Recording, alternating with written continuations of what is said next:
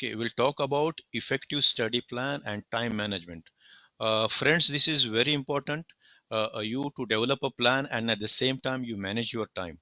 Okay, so the very first point I like to focus here is when you are starting CRISC, set your mindset as a risk practitioner.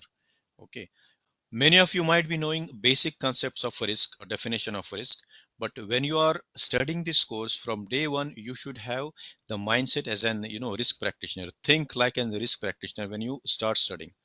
The next point, very critical in terms, I will say it's a key to pass the CRISC exam, and it's very simple. Okay, I have defined it as a C3, which first C stands for you should have conceptual understanding of all the domains. There is nothing called as memorizing. Okay, you cannot memorize. You cannot get a exam done, memorize and go. No, you should clear your concepts of all the five domains. You should understand what domain one, two, three, four, their needs, how they are related. Second one is commitment, which every one of us has the commitment, but we need to be consistent on our commitment. And believe me, I bet you, if you have these three C's, that is the key to success, to pass the CRISC exam. Okay.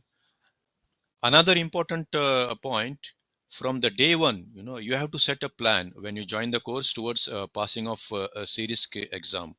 Highly recommended. Exam target date should not exceed 90 days from the date of joining the course. So the course is, I believe it's for 32 hours. Okay, 90 days I'm saying to the max. Okay, considering you all are working, you have other commitments, but it should not exceed 90 days. Why? Because if you exceed that, you will go in an open loop. You should stay in the touch with the subject on a daily basis. Okay.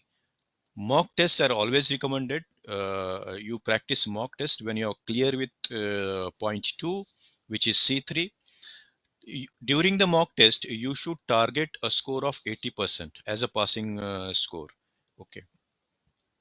Finally, the important, analyze the weak areas and revisit the topics that requires more clarification. I'd like to go a bit more detail on this point. Okay. What do I mean by this?